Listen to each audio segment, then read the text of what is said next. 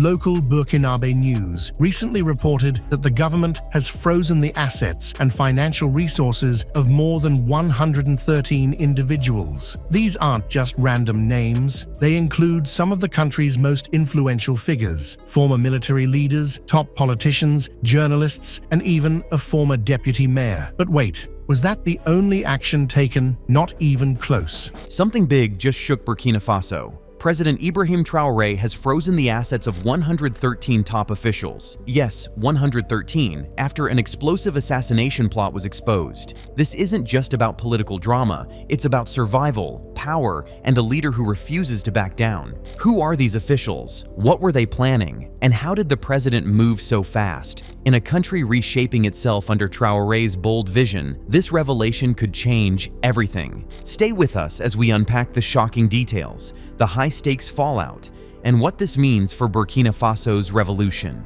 Buckle up. This is not your average news report. The shock move. Traoré freezes assets of 113 officials. Traoré has been the subject of devious assassination and destabilization plots, but thankfully, he has been able to scale through them up till now. And now he has devoted his time to investigating those responsible and removing them from their place of power.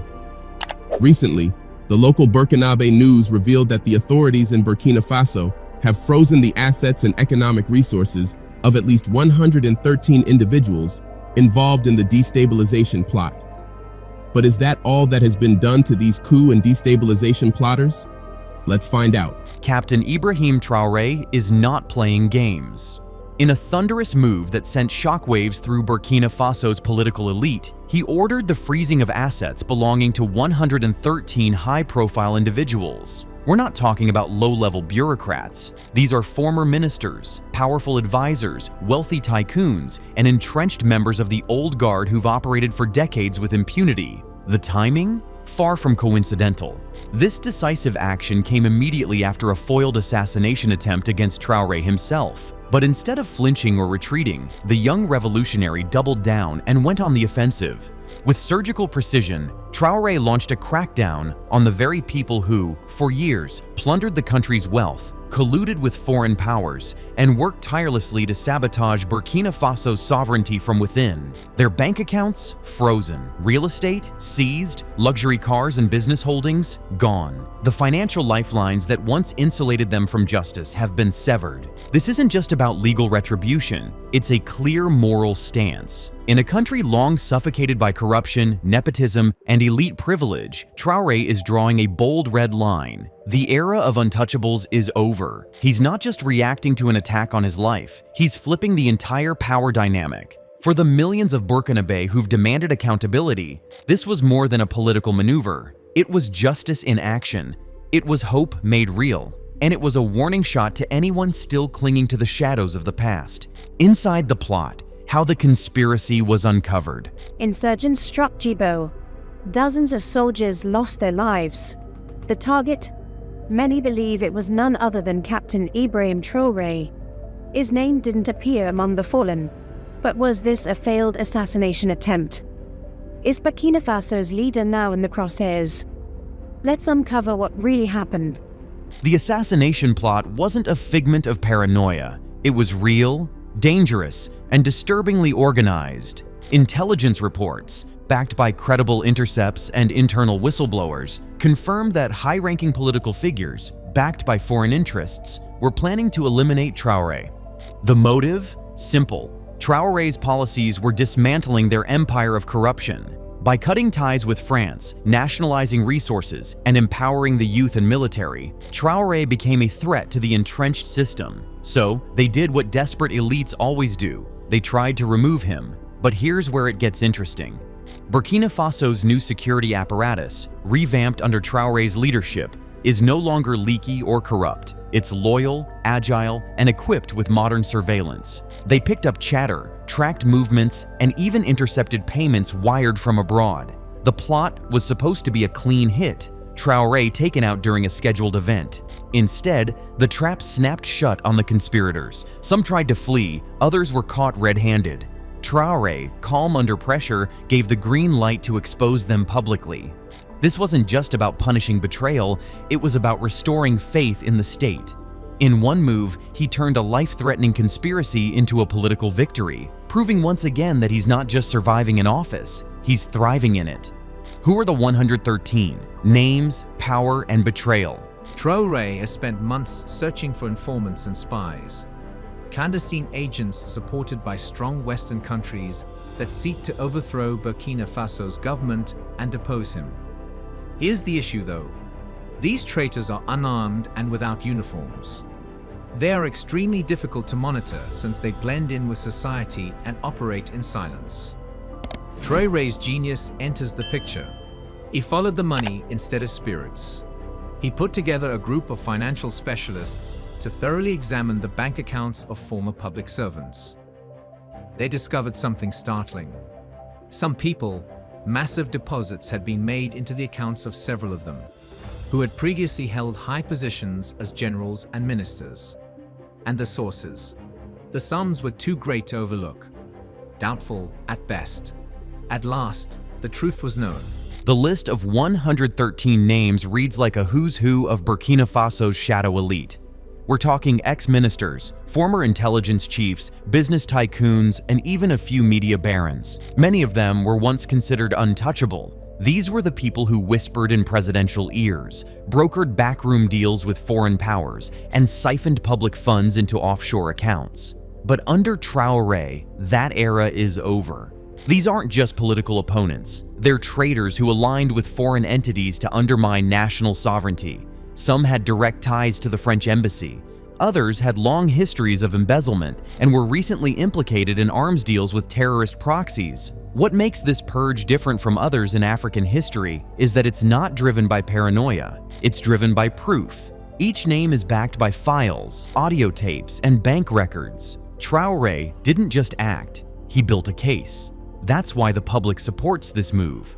For the average Burkinabe, these 113 names symbolize decades of oppression, economic hardship, and betrayal. And now, with their wealth frozen and their power clipped, Traoré has shown what accountability looks like. He's not waging war against opposition. He's waging war against corruption. That distinction matters, and the people can feel the difference. The people's response: roars of approval and street celebrations. He's doing exactly what the people of Burkina Faso and many other African countries wish their leaders were doing for them. When the news broke that Traoré had frozen the assets of 113 elite conspirators, the streets of Ouagadougou erupted, not in protest, but in celebration.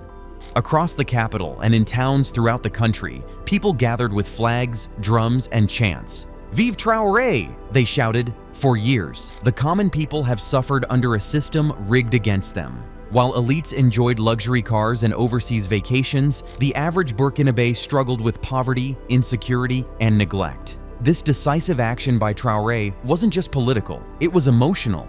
It gave the people a sense of justice long denied. On social media, videos went viral of youth groups holding mock trials for the corrupt officials. Street vendors offered free food in celebration. It was a grassroots affirmation that the tide is turning. What makes this movement so powerful is that it's organic. No state sponsorship, no coercion. Just genuine support for a leader who walks the talk. Traoré isn't hiding behind bureaucrats. He's leading from the front. That's why the people trust him. They see in him a reflection of their own struggle and their own aspirations. In a region where disillusionment with leadership runs deep, Traoré is proving that real change is possible when leaders side with the people.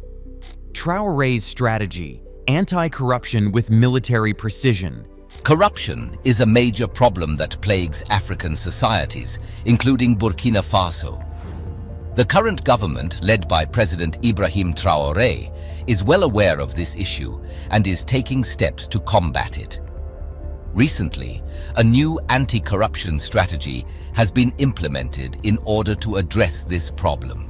Captain Traoré isn't running his government like a typical politician. He's running it like a tactician. Every move is calculated, strategic, and backed by intel. The asset freeze wasn't just a punishment. It was part of a broader anti-corruption campaign designed to neutralize threats and stabilize governance.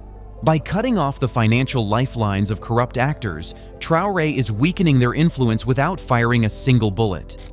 It's the kind of warfare that wins not just battles, but legitimacy. His military background shines through in how he handles operations, intelligence-driven, coordinated, and with zero leaks. He didn't go public with the plot until everything was locked down.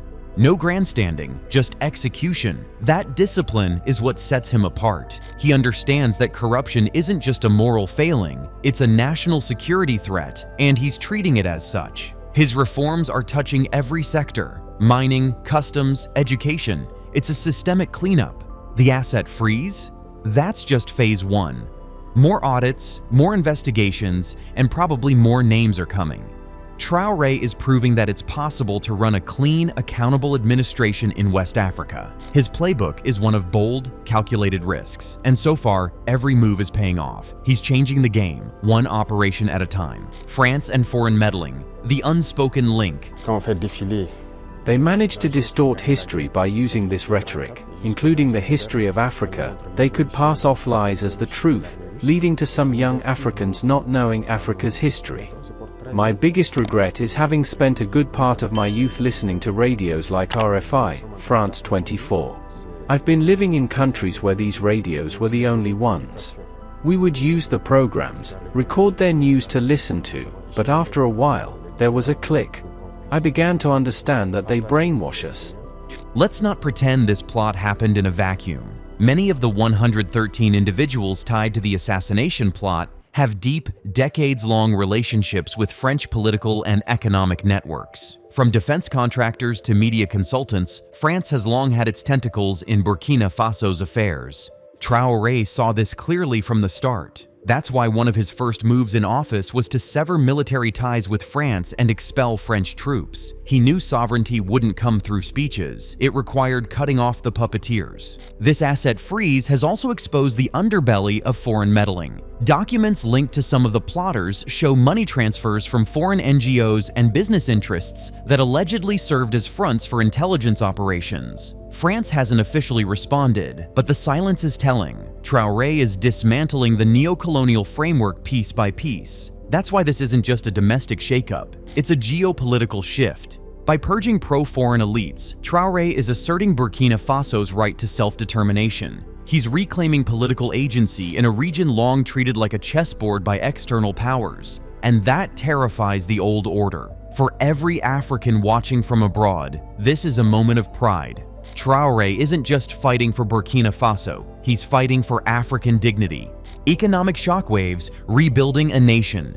From the ashes. Faso's President Ibrahim Traoré has created a special team to fight corruption. This team will work directly under him, meaning he will watch everything they do to make sure they catch and stop corrupt people. Corruption is when people in power steal money or take bribes instead of helping the country. Many leaders in the past have tried to fight corruption, but Traoré wants to make sure it is done properly. He believes that if people stop stealing, there will be more money to build schools, hospitals, and roads. This task force will check government offices, businesses, and important people to see if they are following the rules. If they find anyone stealing or misusing money, that person will be punished. The team will also teach people about honesty and make sure everyone knows that stealing is bad. Freezing the assets of 113 top officials doesn't just have political impact, it sends shockwaves through the economy. But here's the twist. Instead of collapsing, Burkina Faso's economy is adapting and even showing signs of grassroots resilience. That's because Traoré isn't relying on elite capital. He's building a people-powered economy. With stolen funds now frozen, new economic space has opened up for local entrepreneurs, cooperatives, and rural initiatives. The government is redirecting seized resources into community banks and agriculture projects. Traoré's administration is also in talks with non-Western partners, Russia, China, and regional African blocs, to inject development funding that's not tied to neo-colonial strings. It's a bold pivot, but it's working. Markets are stabilizing, inflation is slowing, and small businesses are popping up. For the first time in decades, wealth is starting to circulate at the bottom instead of being hoarded at the top. This is what economic decolonization looks like, breaking the elite's chokehold and redistributing power. Sure, the road ahead will be rough, There will be retaliation, sanctions, and smear campaigns. But Traoré's bet is long-term. He's planting seeds for a self-sufficient economy where the people, not foreign banks or corrupt elites, set the agenda. That's revolutionary, and the world is watching. The message to Africa, a new leadership paradigm. It's the coup that occurred in September 2022. Burkina Faso has entered a new chapter in its political and social history under the leadership of Captain Ibrahim Traoré. His government brought a wave of rapid change, especially in the defense and national development sectors. Although his steps have been controversial, it is undeniable that Traoré's approach marks a major shift in the direction of the West African country. Captain Traoré emerged as one of the youngest heads of state in the world.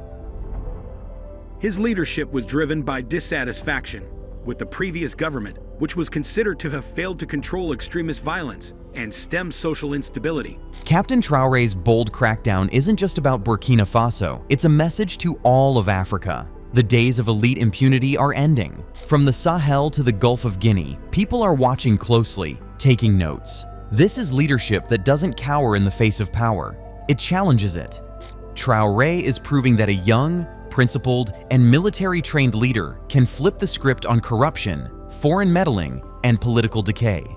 He's not beholden to old alliances or colonial traditions. His only allegiance is to the people. That clarity of purpose is rare, and it's igniting imaginations across the continent. Other regimes now face growing pressure from their own populations to do a Traoré, to cleanse their governments and reclaim national dignity. Of course, he'll face opposition.